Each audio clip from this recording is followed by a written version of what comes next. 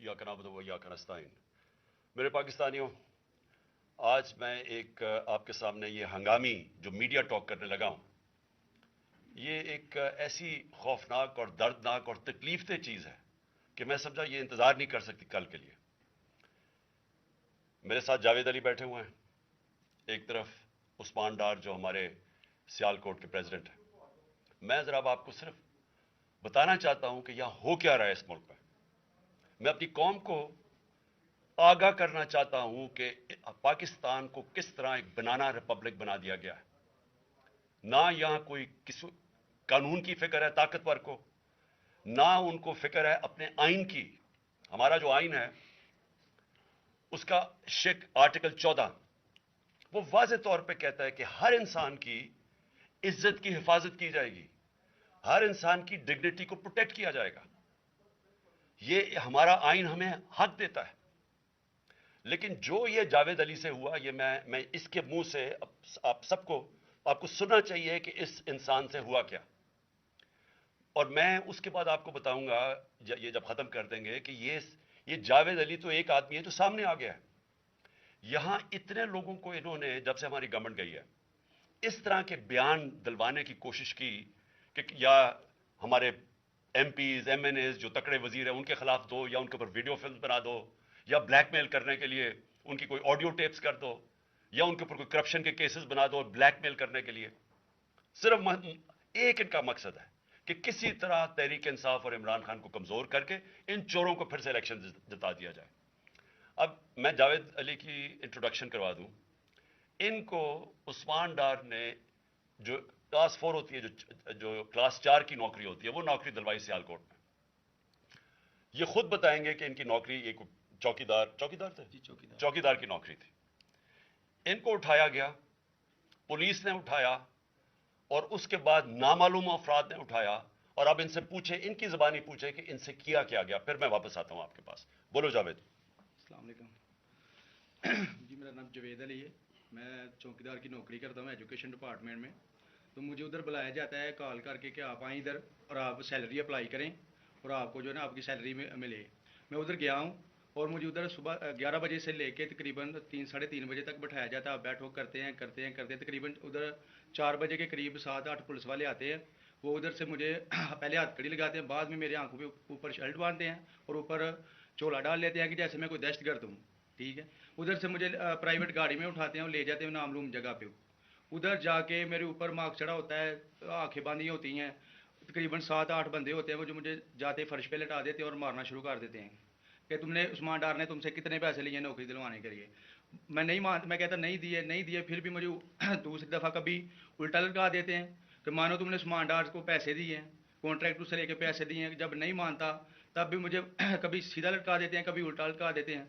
और बाद में जब मेरे मसलन के कभी ईंट ले उधर से ईंट उठाते हैं, उसे धागे से मेरे नाजुक हिस्सों में बांध देते हैं कि मानो तुम कॉन्ट्रैक्ट से पैसे लेके उस्मान डार को देते हो। कपड़े उतारते हैं, बताओ। बाद में मुझे नंगा करते हैं, कपड़े उतारते हैं, कपड़े उतार के उधर फर्श पे बैठा देते हैं कि मानो तुमने उस्मान डार को पैसे दिए। जब नहीं मानता तो फिर उधर से कहते हैं कि डाला भेजो, इसकी बीवी को उठाओ, इसके बच्चे को उठाओ और इधर उसको लाकर उसको बरहना करो, उसकी वीडियो बनाओ, फेसबुक पे डालो और ब्लैकमेल करो। तब उधर से जाके जब मेरी फैमिली आई तब मैं उधर से टूटा, उनके आगे रोया कि अब आप बताएं कि मैंने क्या करना है। उसने कहा कि आप 124 के बयान दिए और ये कमेंट मेरे कह रहे हैं कि आपने ये पैसे ठेकेदारों से लेके उस्मान डार को दिए।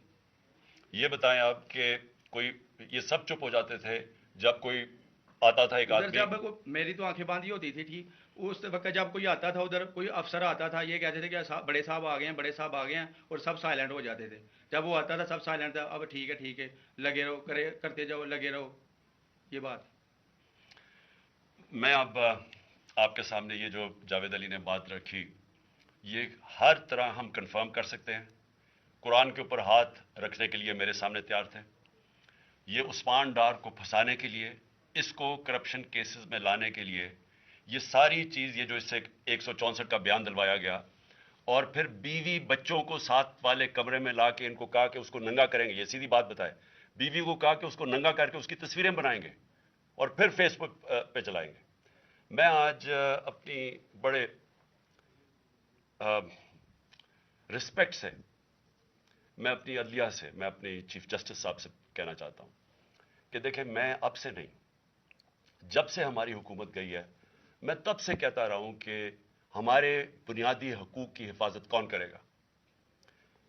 شہباز گل کو اٹھایا, اس کو ٹارچر کیا گیا, اس کو ننگا کیا گیا, اس کو لٹکایا گیا اوپر, اس کو مارا گیا, اس سے بیان دلوا رہے تھے کہ عمران خان کے خلاف سٹیٹمنٹ دو, جو اس کو کہہ رہے تھے عثمان ڈار کے خلاف سٹیٹمنٹ دو.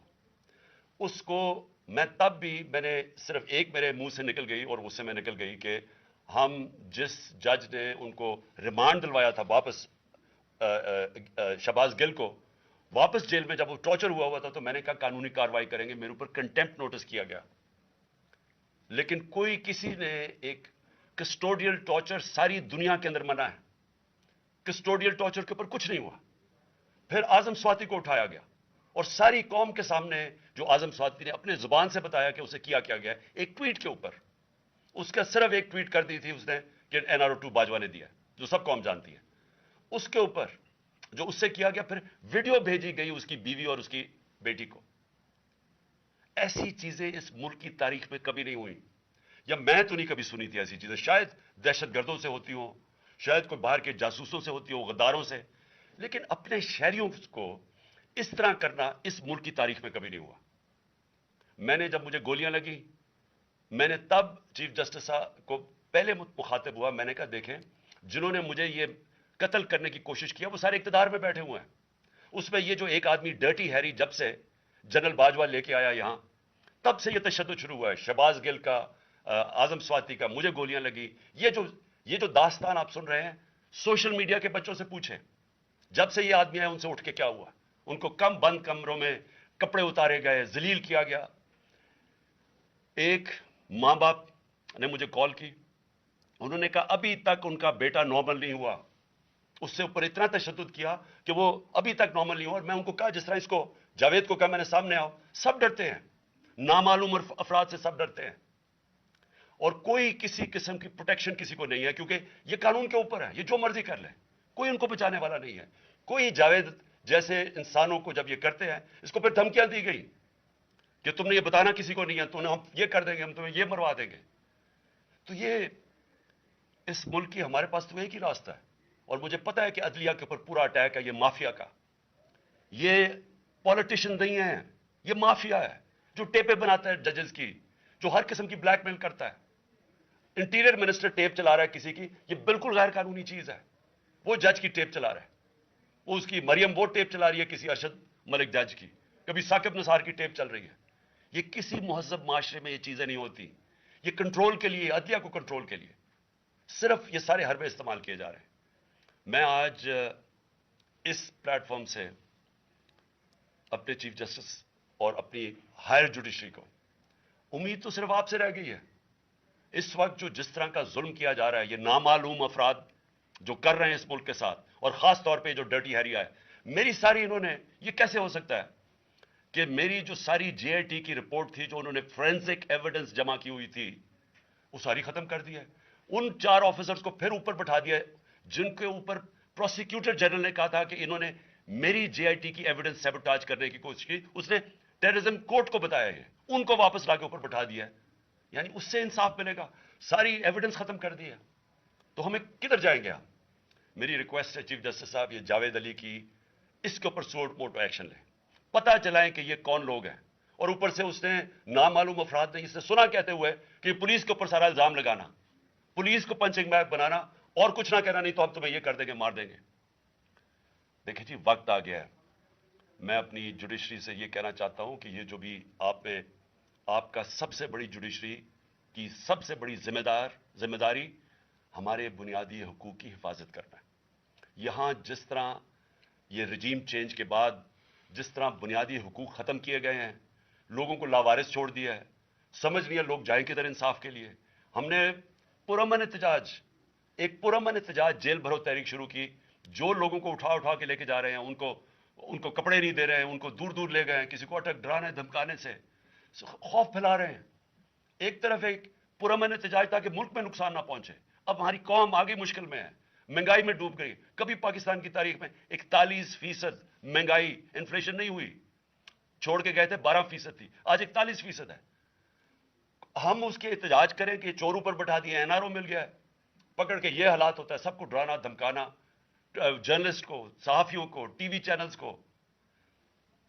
तो मैं सिर्फ चीफ जस्टिस साहब और आप अपने सुप्रीम कोर्ट से आज खास दरखास्त करता हूं कि ये जावेद अली की कहानी सुने, पूछें कौन जिम्मेदार है, कहीं तो लाइन ड्रॉ करें कि अब तो उनको खौफ तो हो कि कोई खड़ा है उनके लिए, अवाम के लिए, अवाम के साथ खड़ा है, कोई तो एक्शन लें ताकि अवाम को कोई हौसला हो कि हमारी अदलिया हमें बचाएगी।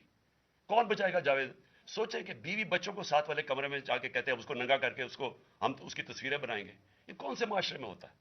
ये कौन, ये कोई गद्दार है? कोई एक चौकीदार की क्लास 4 की नौकरी कर रहा है, उससे उठा के ये किया कि जी इसके खिलाफ एविडेंस दे, कि वो देखे जी कितना आपने इसके लिए कितनी, पता नहीं किधर से इसने क्लास 4 के चौकीदार ने पता नहीं कैसे पैसे बना के देने थे इसको, लेकिन कोई एविडेंस मिल जाए ताकि किसी तरह तहरीक इंसाफ का जो सियालकोट का हमारा डिस्ट्रिक्ट का प्रेसिडेंट है उसको किसी तरह गंदा किया जाए और उसको किसी तरह नाहल किया जाए, किसी तरह एंटी करप्शन में आ जाए। और ये है पंजाब की जो इन्होंने केयर टेकर गवर्नमेंट, ये जो एक बददियानतदार एक मैं इसका नाम मुझे समझ नहीं आता कि ऐसा घटिया चीफ इलेक्शन कमीशन इस मुल्क की तारीख में नहीं आया, कि शर्म नहीं आई कि न्यूट्रल केयर टेकर ये हरकतें करता है। ये न्यूट्रल केयर टेकर के नीचे हो रहा है। बहुत बहुत शुक्रिया।